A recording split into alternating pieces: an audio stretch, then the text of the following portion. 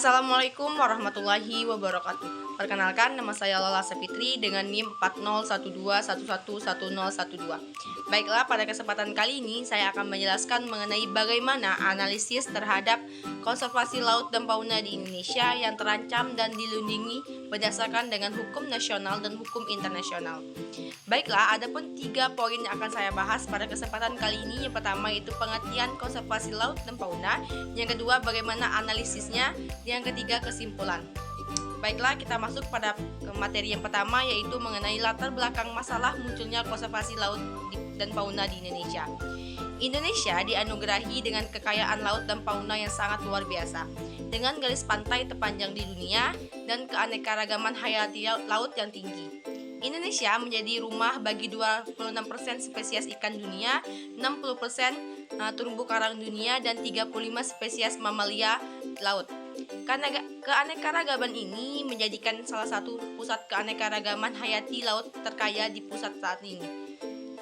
Meskipun Indonesia telah melakukan berbagai upaya untuk melestarikan laut dan faunanya, masih banyak tantangan yang harus dihadapi. Penegakan hukum yang lemah, kurangnya kesadaran masyarakat, dan keterbatasannya sumber daya menjadi beberapa hambatan utama dari konservasi laut dan fauna di Indonesia saat ini. Selanjutnya yaitu kita akan membahas mengenai pengertian dari konservasi laut dan fauna di Indonesia. Baiklah, pengertian dari konservasi laut yaitu konservasi laut dan fauna adalah upaya pelindungan, pemulihan, dan pengelolaan secara berkelanjutan terhadap keanekaragaman hayati di lingkungan laut dan darat. Tujuan utama konservasi laut dan fauna ini adalah untuk menjaga keberlanjutan ekosistem, melindungi spesies-spesies yang terancam punah, serta mempertahankan keanekaragaman genetik dan ekologis. Konservasi laut dan fauna ini melibatkan pengawasan habitat alami, penegakan hukum terhadap kegiatan ilegal seperti perburuan dan perdagangan ilegal, serta pendidikan dan kesadaran masyarakat untuk menghargai dan menjaga lingkungan hidupnya. Baiklah, kita masuk pada pembahasan yang kedua yaitu mengenai analisis terhadap kawasan konservasi laut dan fauna di Indonesia. Adapun 3 kawasan yang termasuk ke dalam konservasi laut dan fauna di Indonesia yaitu yang pertama ada Taman Nasional Bunaken. Taman nasional ini terletak di Sulawesi Utara dan terkenal dengan keindahan bawah lautnya yang sangat luar biasa. Taman ini menjadi habitat bagi berbagai spesies laut yang dilindungi seperti penyu, hiu, dan terumbu karang.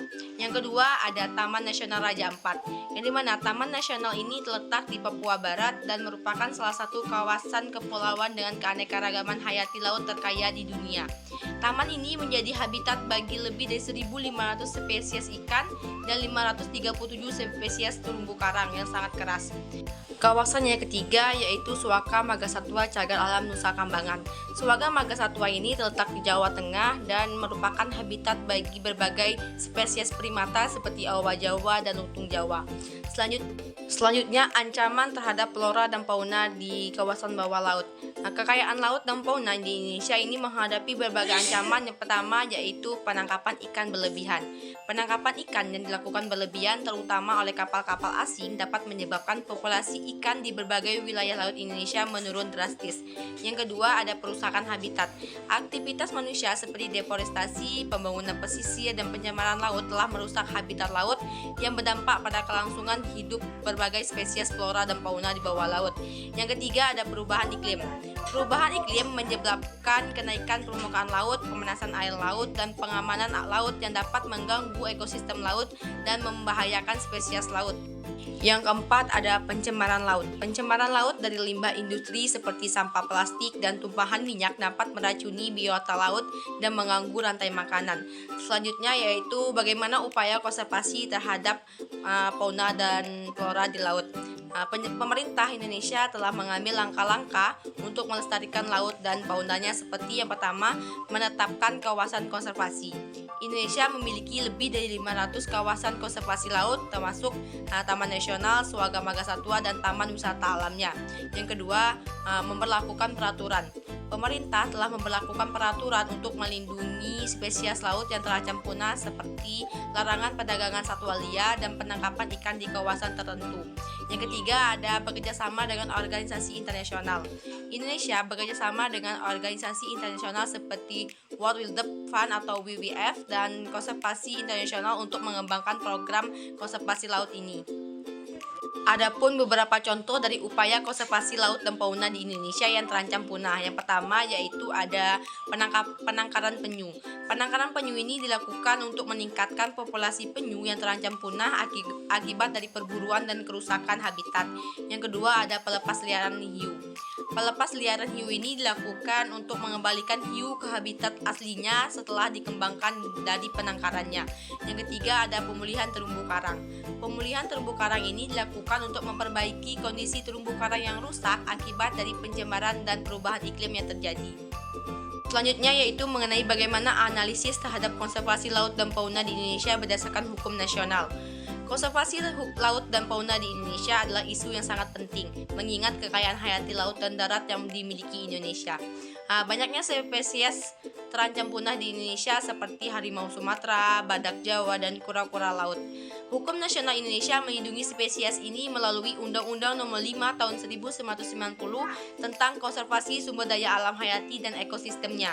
Selain itu, Indonesia juga memiliki peraturan-peraturan khusus seperti Peraturan Pemerintah Nomor 7 Tahun 1999 tentang pengawetan tumbuhan dan satwa liar serta Peraturan Menteri Lingkungan Hidup dan Kehutanan Nomor P20-LHK dan Setjen Kum tahun 2018 tentang pengelolaan konservasi satwa liar.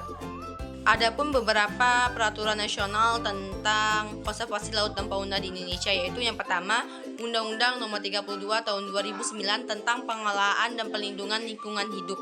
Undang-Undang Nomor 32 Tahun 2009 tentang pelindungan dan pengelolaan lingkungan hidup ini menjadi dasar utama untuk konservasi laut dan fauna di Indonesia.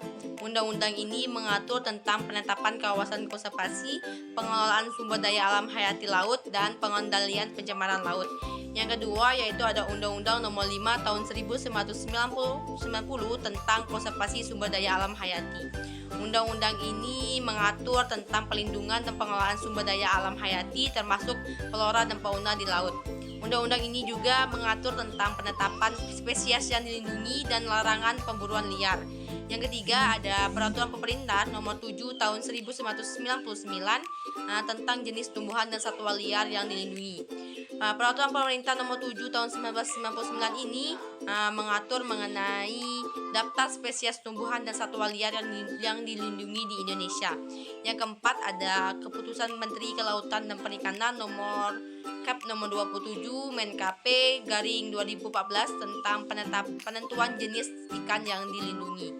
Keputusan Menteri Kelautan dan Perikanan ini menentukan jenis ikan yang dilindungi. Keputusan Menteri ini menetapkan daftar jenis ikan yang dilindungi di Indonesia. Penjelasan selanjutnya yaitu mengenai analisis terhadap konservasi laut dan fauna di Indonesia berdasarkan hukum internasional. Di tingkat internasional, Indonesia telah menandatangani berbagai perjanjian dan konservasi seperti yang pertama, konservasi tentang keanekaragaman hayati atau CBD, dan yang kedua yaitu konservasi tentang perdagangan internasional spesies tumbuhan dan satwa liar atau CITES.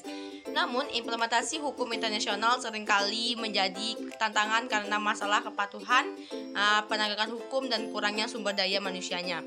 Selain itu, upaya konservasi laut juga perlu memperhatikan masalah-masalah seperti perburuan ilegal, perdagangan ilegal, kerusakan habitat, dan perubahan iklim.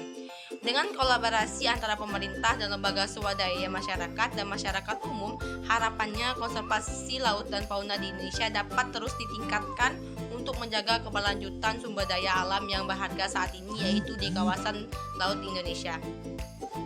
Adapun beberapa hukum internasional yang mengatur tentang konservasi laut dan fauna di Indonesia. Indonesia juga telah meratifikasi berbagai perjanjian internasional tentang konservasi laut di Indonesia. Yang pertama yaitu ada Konservasi Keanekaragaman Hayati atau CBD. Convention on Biological Diversity ini mengatur tentang keanekaragaman hayati dan penggunaannya secara berkelanjutan. Indonesia telah menjadi anggota CBD ini sejak tahun 1992. Yang kedua ada Konvensi PBB tentang hukum laut yaitu UNCLOS 1992. Yang ketiga ada Convention on International Trade in Endangered Species of Wild Fauna and Flora atau CITES. Konvensi ini mengatur tentang perdagangan internasional spesies flora dan fauna yang terancam punah. Indonesia telah menjadi anggota CITES ini sejak tahun 1973. Yang keempat yaitu ada Convention on the Conservation of Migratory of Wild Animals atau CMS. Konservasi ini mengatur tentang pelindungan satwa liar yang bermigrasi. Indonesia telah menjadi anggota dari CMS ini yaitu sejak tahun 1985. Kesimpulan dari analisis konservasi laut dan fauna di Indonesia yang terancam punah dan dilindungi berdasarkan hukum nasional dan hukum internasional. Konservasi laut dan fauna di Indonesia sangat penting untuk menjaga keanekaragaman hayati dan kelestarian ekosistem laut. Upaya konservasi laut yang dilakukan oleh pemerintah dan organisasi internasional perlu didukung oleh masyarakat luas. Dengan meningkatkan kesadaran dan partisipasi masyarakat, diharapkan laut dan fauna di Indonesia dapat lestari dan terus memberikan manfaat bagi generasi sekarang dan masa depan.